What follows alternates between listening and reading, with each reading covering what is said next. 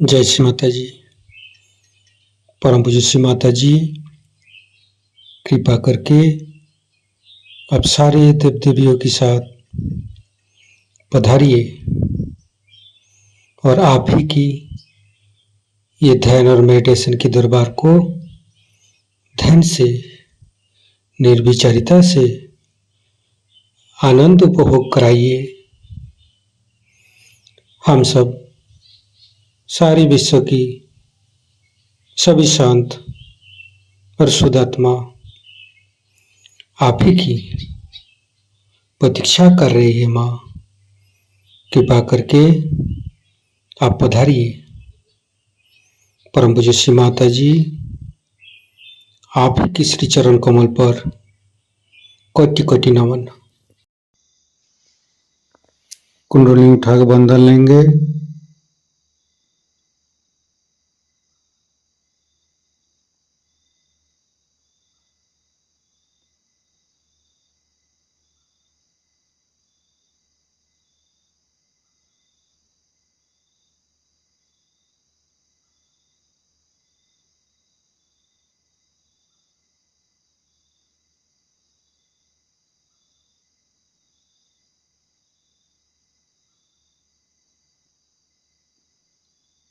तीनों महामंत्र।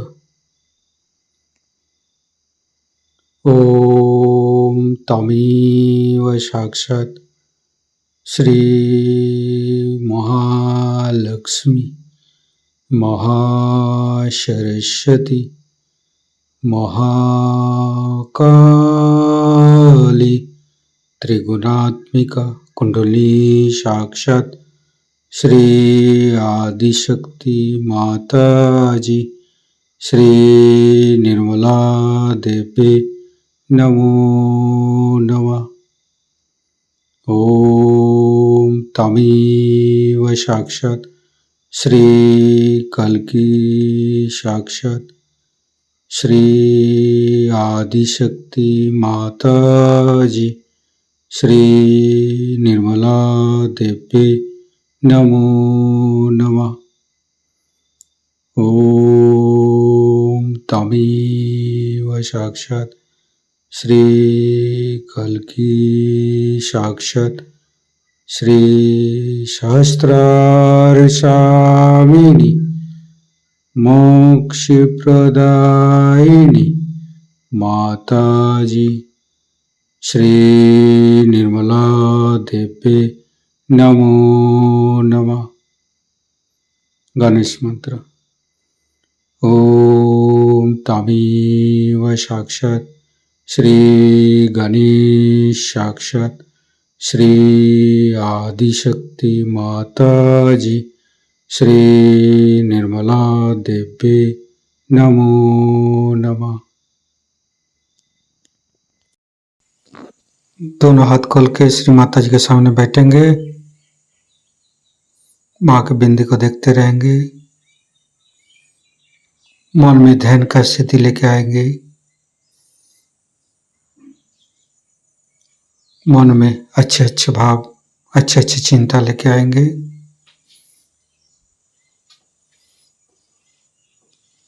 परम पूज्य श्री माता जी,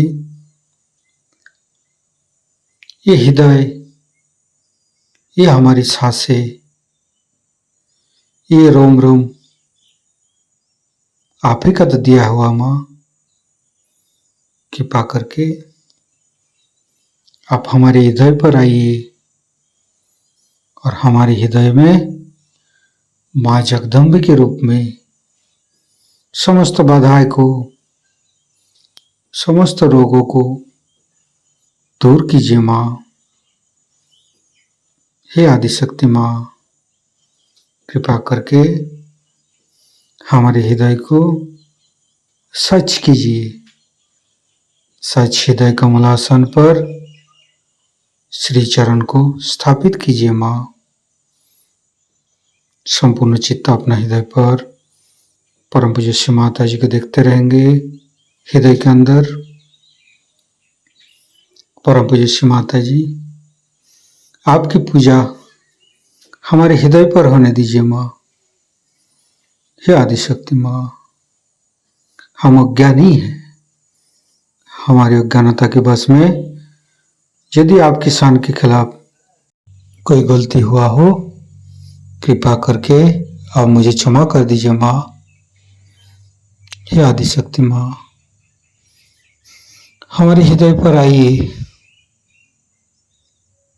फिर धीरे धीरे चित्त को हम मूलाधार चक्र पर ले जाएंगे। लेफ्ट मूलाधार,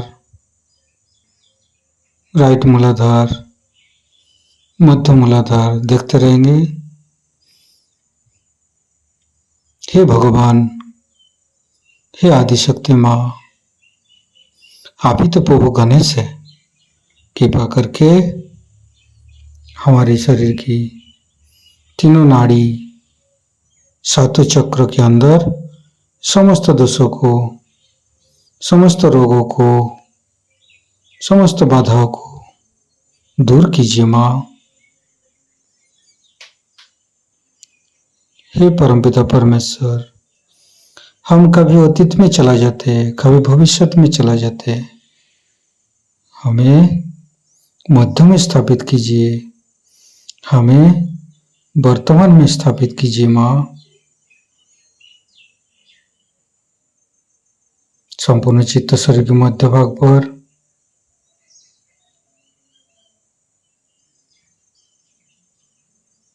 फिर धीरे धीरे चित्त को तीनों स्वादिष्ठान को देखेंगे।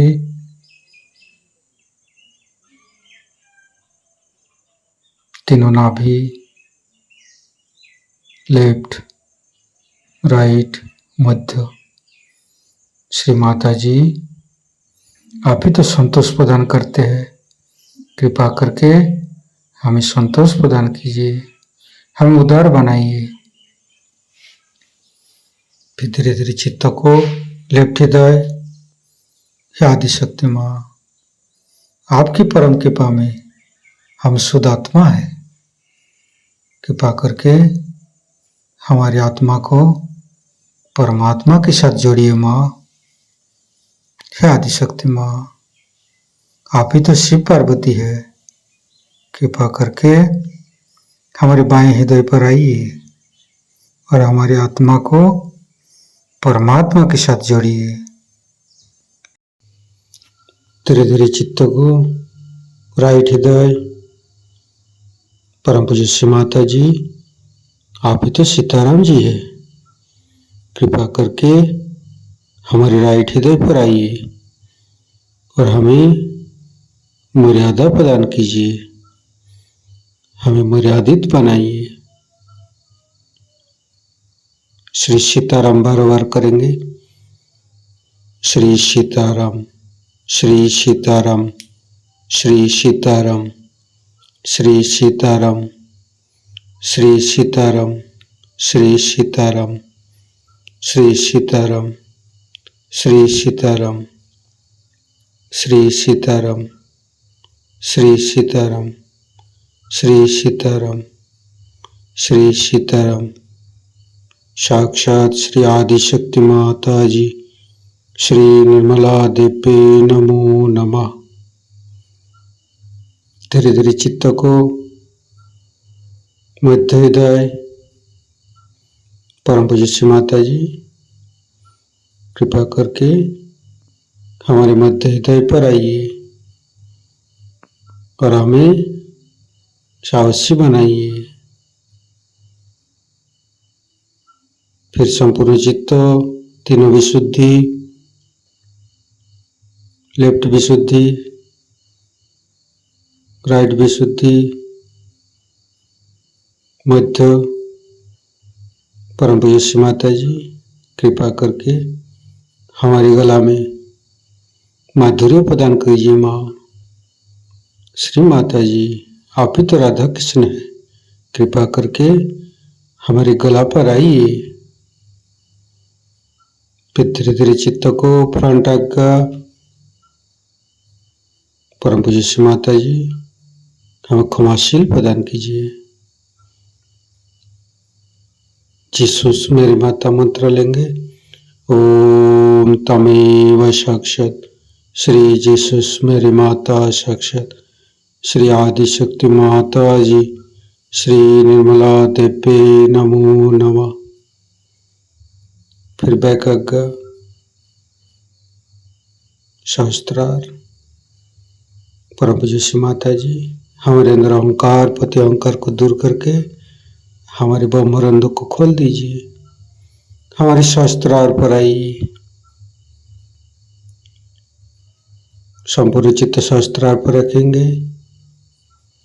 शास्त्रार के साथ लेफ्ट हृदय को जोड़ेंगे। राइट हृदय के साथ शास्त्रार को जोड़ेंगे। फिर मध्य हृदय के साथ जोड़ेंगे। फिर संपूर्ण चित्त शास्त्रार पर रखेंगे। परम पूज्य श्री माता जी हमारे ऊपर ऐसी कृपा कीजिए ताकि आपकी अमृत वाणी को हम शास्त्रार से ग्रहण कर सकें। संपूर्ण चित्त शास्त्रार पर परम पूज्य श्री माता जी को अमृत वाणी हम शास्त्रार से ग्रहण करेंगे। इन 3 हृदय चक्र के 3 हिस्सों से ऊपर एक बहुत ही महत्वपूर्ण चक्र है जिसे हम लोग विशुद्धि चक्र कहते हैं। विशुद्धि चक्र इसके जहाँ पे हमारा कंठ होता है इसके बराबर पीछे में ये चक्र होता है। अब इसके लिए आप एग्जैक्टली नहीं किसी के लिए कह सकते कि ये यही होता है, क्योंकि ये बड़ी ही सूक्ष्म चीज है। थोड़ा ऊंचे नीचे होता ही है, जैसी जैसी मनुष्य की प्रकृति होती है और जैसे जैसे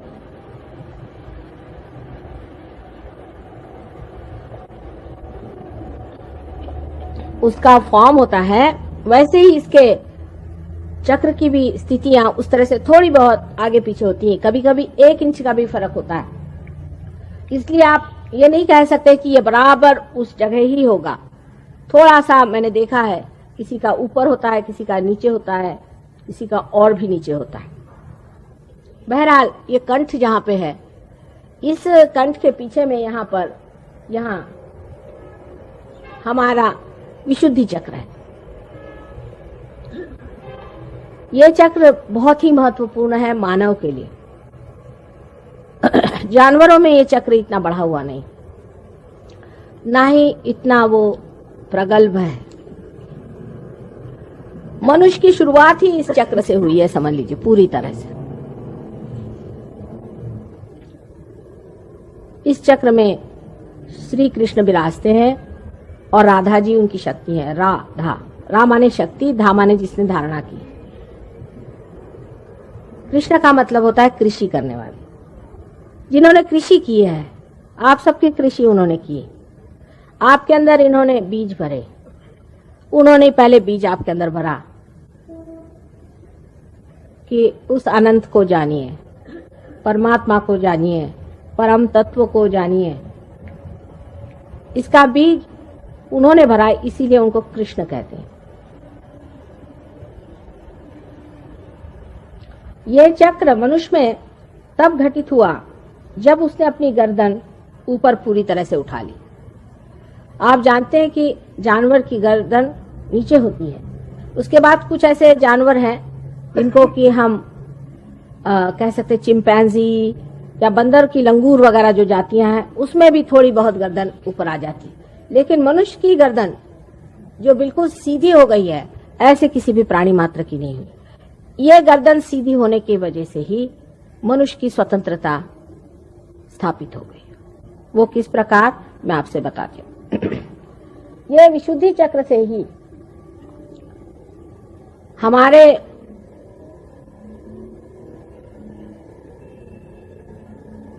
दो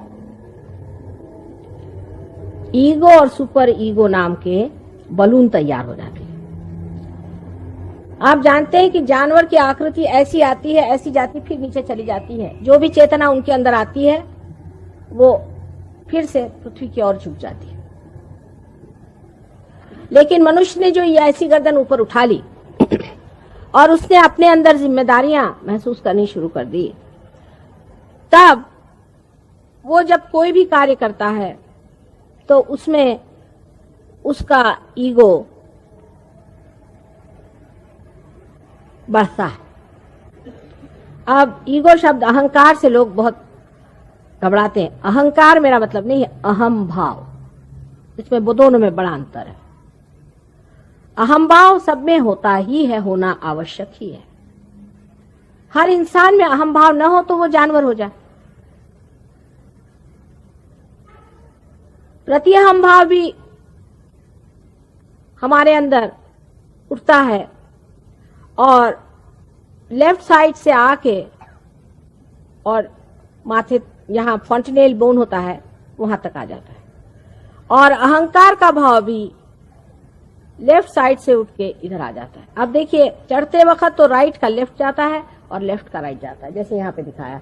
इन लोगों ने उसका अभी गति नहीं दिखाई लेकिन ये विशुद्धि चक्र से इसकी शुरुआत होती है।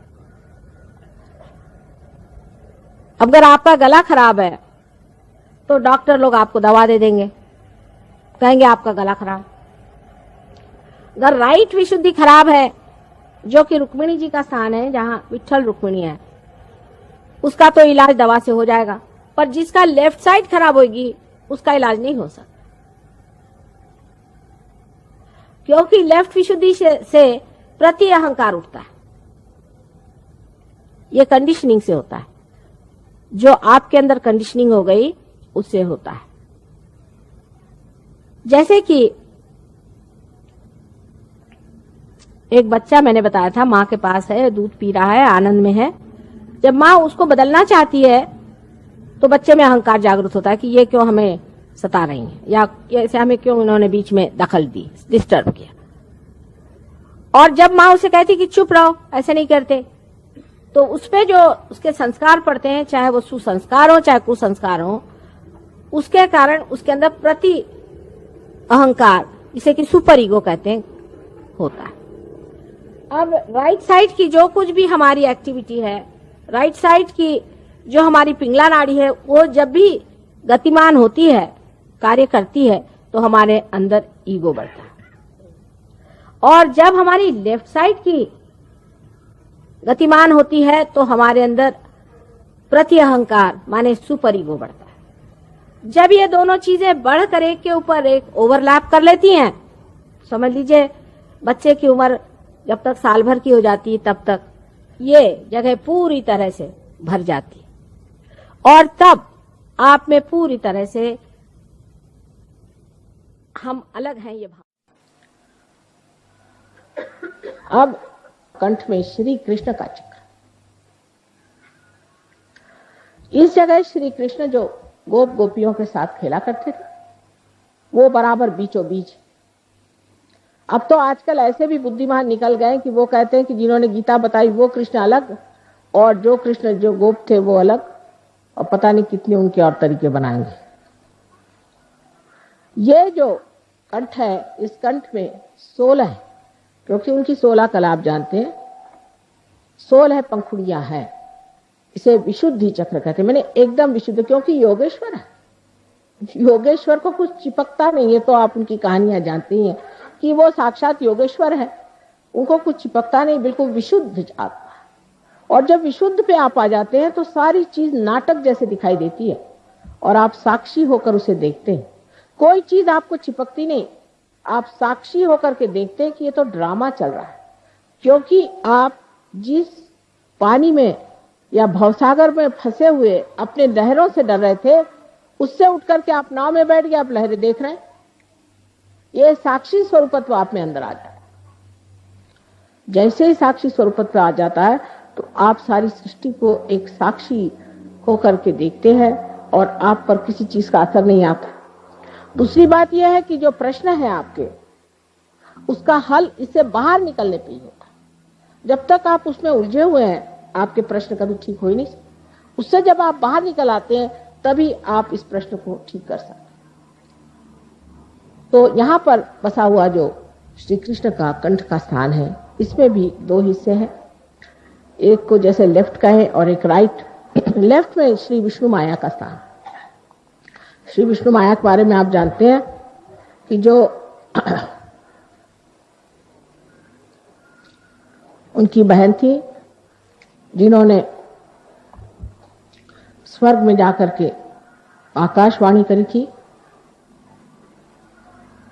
बादलों में से गरज कर कहा था कंस से कि तेरा मारने वाला अभी जीवित है। वही आकाशवाणी आज भी कार्य करती है, जो बिजली है ये भी कार्य करती है। और आप कभी देखिएगा तो आपको आश्चर्य होगा कि हमारे भी फोटो बड़े कमाल के आते हैं। और जो ये कैमरा जिसे हम सीधी सादी चीज समझते हैं, इसने ऐसे ऐसे हमारे फोटो निकाल दिए हैं कि आप हैरान हो जाइएगा। यहाँ तक कि बादलों में तक हमारे फोटो आते हैं। ये आकाशवाणी का कार्य है, ये विष्णु माया है। इस विष्णु माया पर ये कहना है कि जब हमें भाई बहन का विचार नहीं रहता, जब हमारे अंदर ये शुचिता नहीं, हम जब दूसरी औरतों के और बुरी निगाह डालते हैं, तब भी ये चक्र पकड़ जाता है। या किसी कारणवश हम ये सोचते हैं कि हम पापी हैं, हम दुष्ट हैं, और इस तरह की बेकार की अपने बारे में न्यून कल्पना कर लेते हैं, तब भी ये चक्र पकड़ता है। ये कल्पना कहीं कहीं बहुत ज्यादा मैं देखती कि हम तो पापी हैं, क्योंकि रात दिन जो आता कहता तुम लोग पापी हो, ये संसार पापी है, और जो बताने वाला वो कौन बड़ा धर्मात्मा है। ये सब बातें सुन सुन के मनुष्य अपने को इतना नीचा गिरा लेता है कि उसकी ये लेफ्ट विशुद्धि पकड़ती है, और इसके पकड़ जाने से अगर हृदय में भी पकड़ आ जाए तो अनजाना जैसी बड़ी घातक बीमारियां हो जाती हैं। रात दिन कभी पत्नी, कभी पति, कभी घर, कभी समाज, किसी भी औरत में यह हमेशा भरते रहता है कि तुम बड़ी खराब। उस वक्त ये चक्र पकड़ जाता है और इससे अनेक बीमारियां हो जाती, पर सबसे घातक बीमारी इसकी अनजाना की है। दूसरी जो राइट साइड है, उसमें हम जिसे महाराष्ट्र में विट्ठल कहते हैं, और जिसे आप कहिए कि द्वारिका में बसे हुए श्री कृष्ण जहां राज्य कर रहे थे, उनका स्थान है। तो जब गोप गोपी बन के यहां रहते थे, तब उनका बीचों बीच स्थान है, और जब वो राज कर रहे थे द्वारिका में, तो उनका राइट, और जब लेफ्ट में आप देखते हैं तो उनकी जो शक्ति स्त्री है वो उनकी बहन है। बीचों बीच में श्री कृष्ण की राधा, और इधर उनकी रुक्मिणी, उनकी पत्नी जो थी, वो उनकी शक्ति थी। 5 शक्तियां वो और 16,000 और शक्तियां सारी श्री कृष्ण की यहाँ विट्ठल के स्थान पे है। लेकिन इसमें भी इतने दोष आ गए कि विट्ठल की मूर्ति पंढरपुर में उनका साक्षात हुआ, जैसे आपके गोविंद महाराज की यहाँ मूर्ति आई है स्वयंभू। उसके बाद लोगों ने वहां पे अपना धंधा शुरू किया, और लोग एक एक महीना मुंह में तंबाकू डाल के विट्ठल विट्ठल विट्ठल करते हुए पैदल जाते थे। अब तंबाकू जो है ये कृष्ण के विरोध में, उनको बिल्कुल तंबाकू नहीं पसंद। जो लोग तंबाकू खाते हैं उनका ये चक्र खराब हो जाता है, या जो तंबाकू पीते हैं उनका ये चक्र खराब हो जाता है, और इसीलिए उनको कैंसर की बीमारी होती है। इसका इलाज है आप अजवाइन की धुनी मुंह में लें, अजवाइन का पत्ता जला करके और उसकी बीड़ी फूकें, श्री कृष्ण उससे खुश रहते हैं।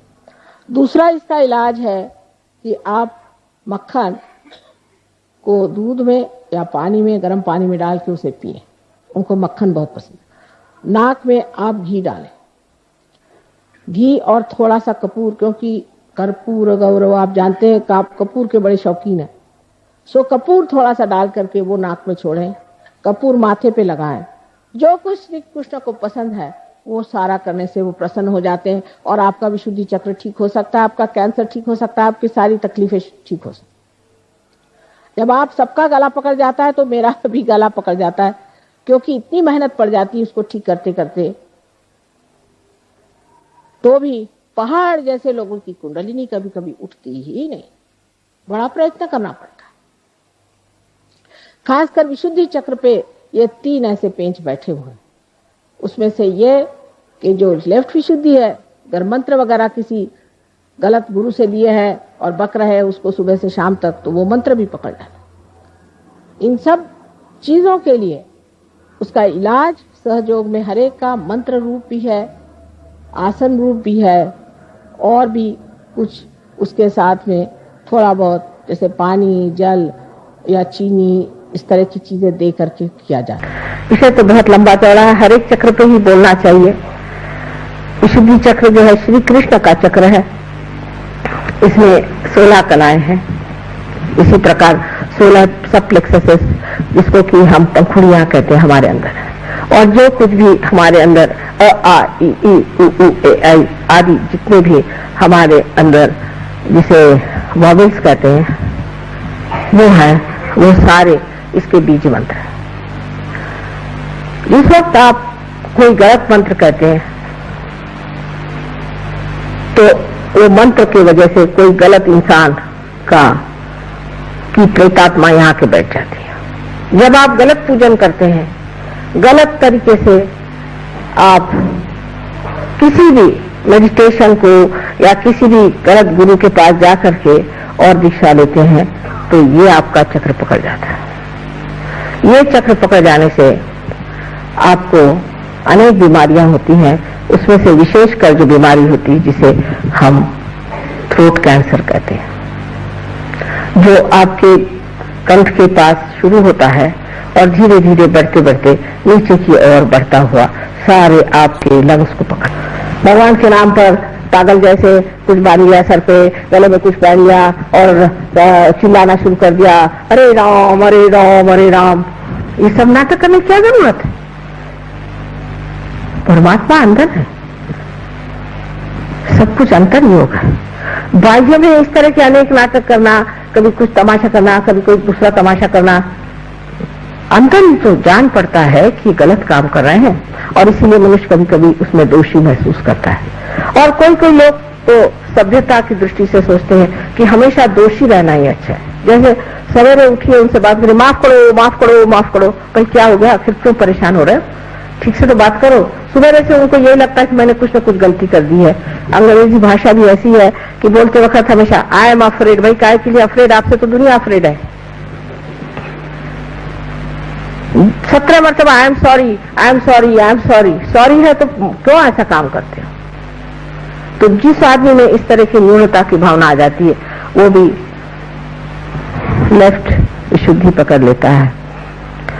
सहयोग में लेफ्ट विशुद्धि जब साफ होती है तो आश्चर्य होता है लोगों को कि माँ सब तरह के स्पॉन्डिलाइटिस, सब तरह की परेशानियां पता नहीं कहाँ भाग गई। और यह विष्णु माया का स्थान है, ये विष्णु माया का स्थान है जो कृष्ण की बहन है। जिनके बहन और भाई का विचार नहीं होता, जो दूसरी औरतों की तरफ गंदी निगाहों से देखते हैं, उनका भी ये चक्र पकड़ जाता है। जिनमें वो पवित्रता की भावना नहीं होती है, उनका भी ये चक्र पकड़ जाता है। क्योंकि अंदर से वो जानते हैं कि गलत काम कर रहे हैं, तो वो जो गलत काम कर रहे हैं वो भावना अंदर बनती जाती है।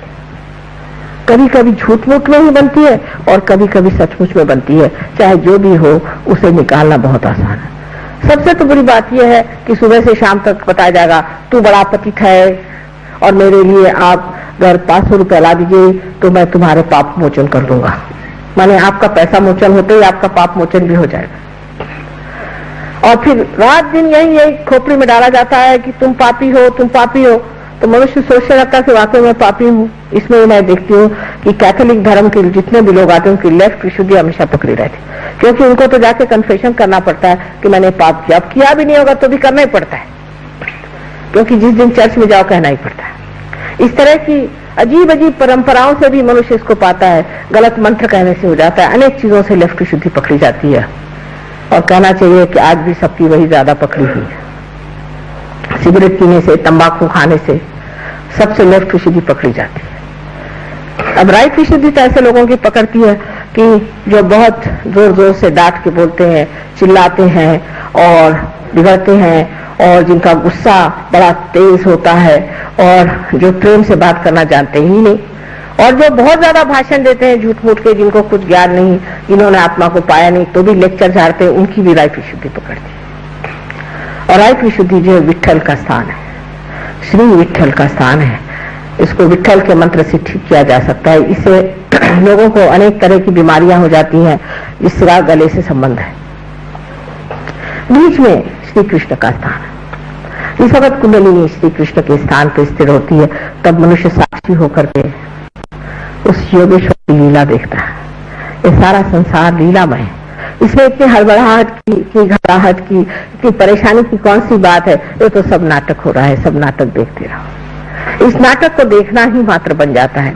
जब आप देखते हैं कि नाटक है, थोड़ी देर तो घबराते हैं, उसके बाद जब स्थिर हो जाते हैं, आप स्थापित हो जाते हैं, तब आप जानते हैं कि ये नाटक है। और इस नाटक को जान लेना आपके लिए बड़ा ही सुखदायी होता है, क्योंकि फिर जो स्थित प्रज्ञ की भाषा है, जो श्री कृष्ण ने बताई है, वो सिद्ध हो जाती है। कहना नहीं पड़ता कि अब आप परेशान नहीं हो रहे, ऐसा आदमी परेशान ही नहीं होता। हमें यही आश्चर्य होता है कि लोग सब क्यों परेशान हो रहे हैं। परेशान होने से तो कोई बात होने नहीं वाली, तो क्यों परेशान हो, बेकार में क्यों बर्बाद करें अपनी एनर्जी। लेकिन वो कहने से नहीं होता है, जिसको आदत है वो परेशान होगा ही।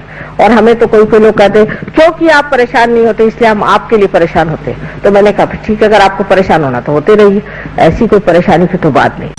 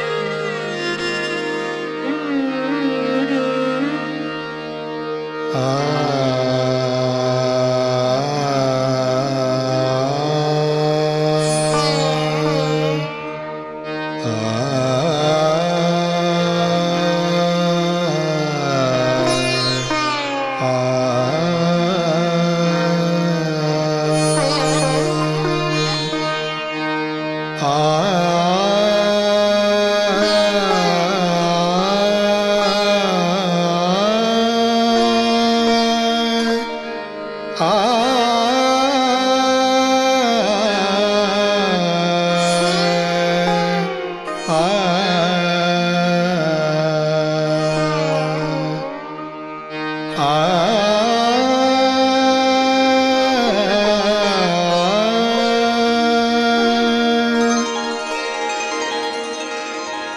अखिल जगत जननी तू देवी अखिल जगत जननी तू देवी महिषासुरमर्दिनी भवतारिणी महिषासुरमर्दिनी भवतारिणी त्रिविधताप मनीचे मम शमवी त्रिविधताप मनीचे मम शमवी अखिल जगत जननी जननी तू देवी देवी देवी देवी अखिल जगत जननी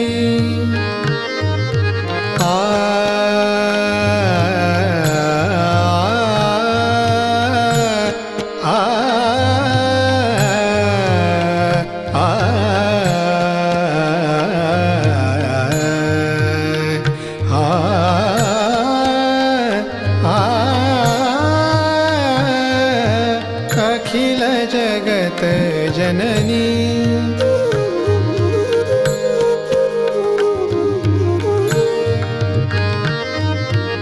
असुर पतितमय धरा जाहली असुर पतितमय धरा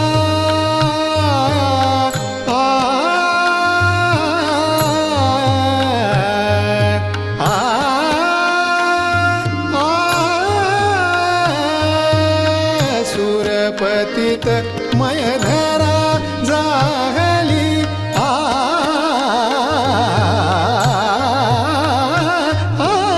सुरपतित मय धरा जाहली भाव भक्ति निर्मल सेवा मुरली भाव भक्ति निर्मल सेवा मुरली दलन करुनियरी जन मन रमवी अखिल जगत जननी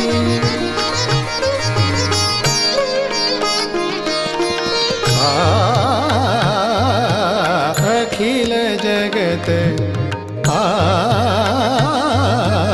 अखिल जगत जननी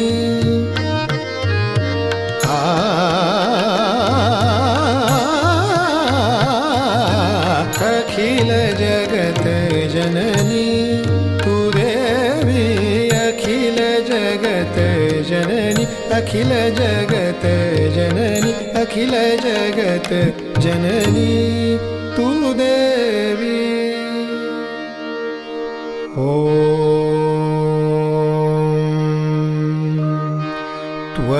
त्वमेव साक्षात्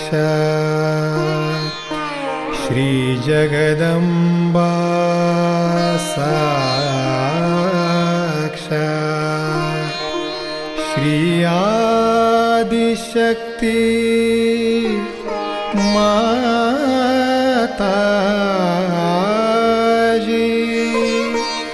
श्री निर्मला देवे नमो नमः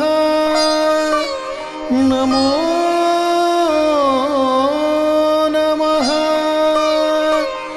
नमो नमः